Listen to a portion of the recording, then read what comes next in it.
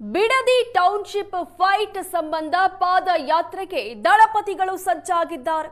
July 30, 31, August 1ರಂದು ಜೆಡಿಎಸ್ನಿಂದ ಬಿಡದಿ ಪಾದಯಾತ್ರೆ ಹಮ್ಮಿಕೊಳ್ಳಲಾಗಿದೆ. ಭೈರಮಂಗಲದಿಂದ ಫ್ರೀಡಂ ಪಾರ್ಕ್ ವರೆಗೂ ಈ ಪಾದಯಾತ್ರೆ ನಡೆಯುತ್ತೆ.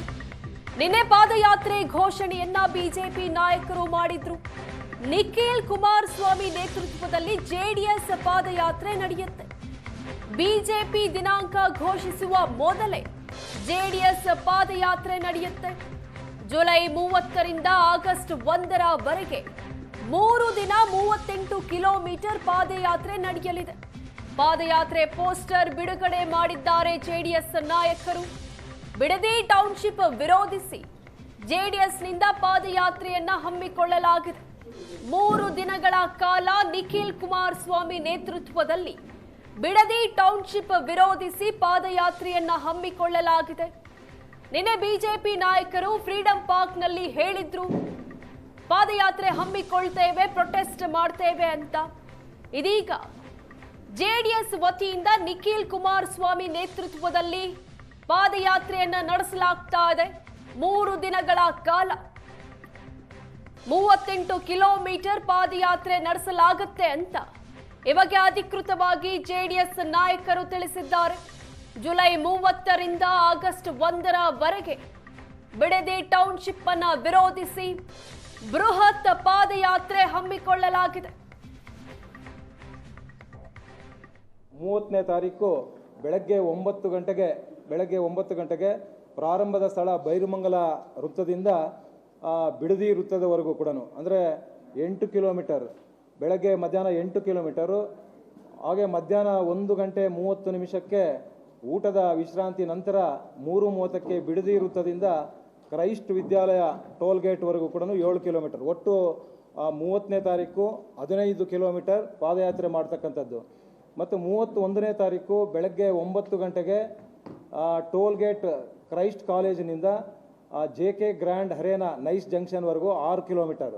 ಮಧ್ಯಾಹ್ನ ಊಟದ ಸಮಯದ ನಂತರ, ಊಟದ ವಿಶ್ರಾಂತಿಯ ನಂತರ ಮಧ್ಯಾಹ್ನ 2:30 ಮತ್ತೆ ಪ್ರಾರಂಭ ಆಗ್ತದೆ ನೈಸ್ ಜಂಕ್ಷನ್ RR ನಗರ ಕಮಾನ್ವರೆಗೂ, ಅಂದರೆ 10 ಕಿಲೋಮೀಟರ್. ಒಟ್ಟು 16 ಕಿಲೋಮೀಟರು 31ನೇ ತಾರೀಕು.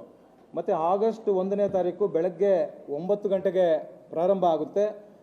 ಮಧ್ಯಾಹ್ನ 1ರವರೆಗೂ ಕೂಡ RR ಜಂಕ್ಷನ್ನಿಂದ freedom ಪಾರ್ಕ್ವರೆಗೂ 7 kilometre.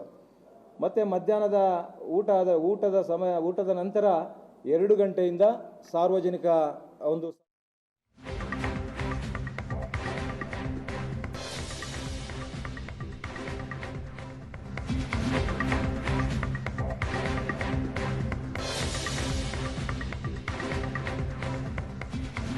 Bidadi township ವಿರೋಧಿಸಿ ಬಿಜೆಪಿಯಿಂದ ಪಾದಯಾತ್ರೆಗೆ HC ಬಾಲಕೃಷ್ಣ ಲೇವಡಿ ಮಾಡಿದ್ದಾರೆ.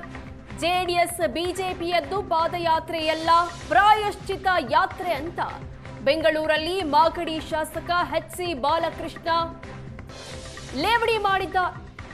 ಅಶೋಕ್ ಹಾಗೂ ವಿಜಯೇಂದ್ರ ತುಂಬಾ ದಪ್ಪ ಆಗಿದ್ದಾರೆ, ವಾಕ್ ಮಾಡಿ ಅಂತ ಡಾಕ್ಟರ್ ಹೇಳಿರಬೇಕು, ಅದಕ್ಕೆ ಪಾದಯಾತ್ರೆ ಅಂತ ಬಾಲಕೃಷ್ಣ ಹೇಳಿದ್ದಾರೆ. ಇವತ್ತಿನ ಕರ್ಮಕಾಂಡಕ್ಕೆ ಬಿಜೆಪಿಯವರು ಕಾರಣ ಅನ್ನೋ ಮಾತನ್ನ HC ಬಾಲಕೃಷ್ಣ ಹೇಳಿದ್ದಾರೆ. ಬಿಡದಿ ಟೌನ್ಶಿಪ್ ವಿರೋಧಿಸಿ ಬಿಜೆಪಿ ಹಾಗೂ ಜೆಡಿಎಸ್ನಿಂದ ಪಾದಯಾತ್ರೆ ಪ್ರೊಟೆಸ್ಟ್ ಅನ್ನ ಮಾಡಲಾಗ್ತಾ ಇದೆ. ಈ ಬಗ್ಗೆ ಮಾತನಾಡಿರುವಂತಹ HC ಬಾಲಕೃಷ್ಣ ಅವರು ಅಶೋಕ್ ಹಾಗೂ ವಿಜಯೇಂದ್ರ ತುಂಬಾ ದಪ್ಪ ಆಗಿದ್ದಾರೆ, ಹಾಗಾಗಿ ಪ್ರೊಟೆಸ್ಟ್ ಮಾಡ್ತಿದ್ದಾರೆ ಅನ್ನೋ ಮಾತನ್ನ ಹೇಳಿದ್ದಾರೆ.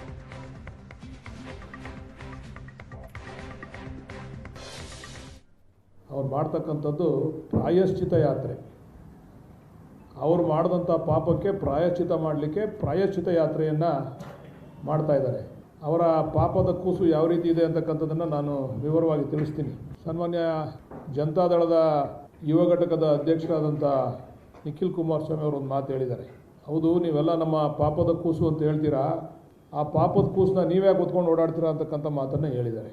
ನಿಖಿಲ್ ಕುಮಾರಸ್ವಾಮಿ ಅವ್ರಿಗೆ ಹೇಳಲಿಕ್ಕೆ ಇಚ್ಛೆಪಡ್ತೀನಿ, ಅವರ ಪಾಪದ ಕೂಸು ಅದು ಹ್ಯಾಂಡಿಕ್ಯಾಪ್.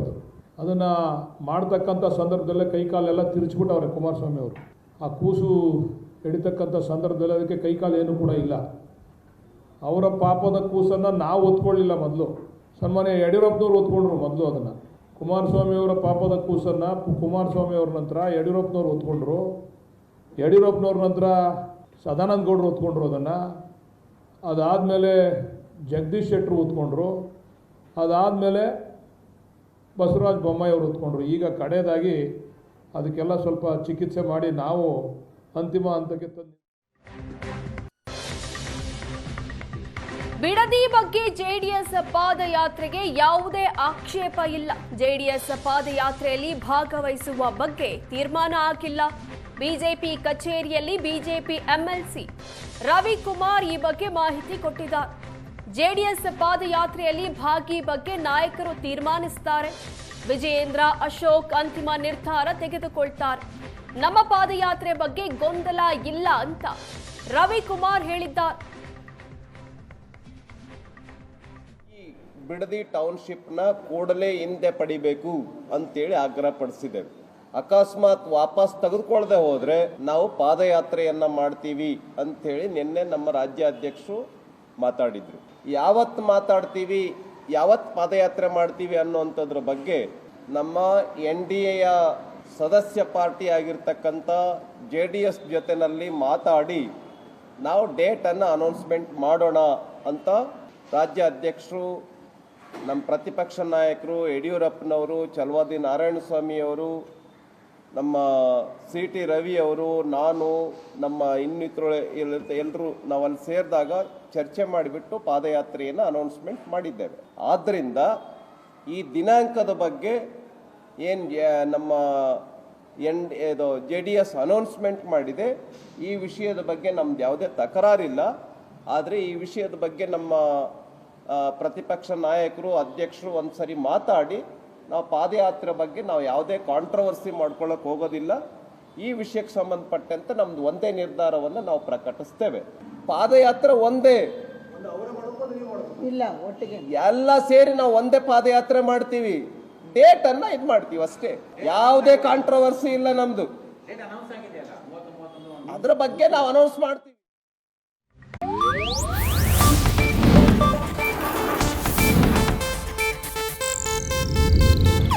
ಇದು ಏಷ್ಯಾನೆಟ್ ನ್ಯೂಸ್ ನೆಟ್ವರ್ಕ್ ಪ್ರಸ್ತುತಿ.